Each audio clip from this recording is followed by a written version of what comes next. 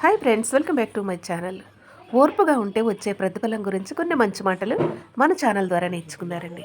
పరిస్థితులన్నింటినీ ఓర్పుగా తట్టుకుని నిలబడు. ఓర్పు అనే గుణం చాలా చేదుగా ఉంటుంది.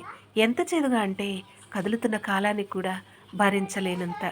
నిన్ను అర్థం చేసుకోలేని వారు చేసే అవమానాలను సహితం ఎదుర్కోలేనంత. శత్రువులకు మన మౌనం అవకాశంగా మారేంత. కానీ పరిస్థితులన్నింటినీ ఓర్పుగా తట్టుకుని నిలబడితే దాని నుంచి వచ్చే ప్రతిఫలపు తీపి ఎంత మధురంగా ఉంటుందంటే అప్పటి వరకు నువ్వు అనుభవించిన చేదు రుచినే మరిపించే అంతగా ఉంటుంది మిత్రమా. గుర్తుపెట్టుకో, ఓర్పు ఎప్పుడూ కూడా మన క్రియలను కొనసాగిస్తూ ఉంటుంది. ఓర్పుగా ఉన్నప్పుడు నీకు వచ్చేటటువంటి తీయటి ఫలాలు దాన్ని అనుభవించినప్పుడు ఎంతో మధురంగా ఉంటాయి. కాబట్టి ఓర్పు అనేది జీవితంలో చాలా ముఖ్యము. భూదేవికున్నంత ఓర్పు మరి ఆడదానికి ఉండాలి అంటారు. ఆడ మగ తేడా లేకుండా ఓర్పు అనేది ప్రతి ఒక్కరికి కూడా అవసరం. ఆ ఓర్పు వల్ల ఏదైనా కూడా మనం సాధించగలం.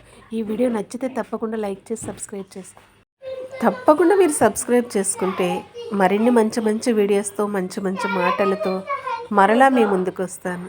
Thank you for watching.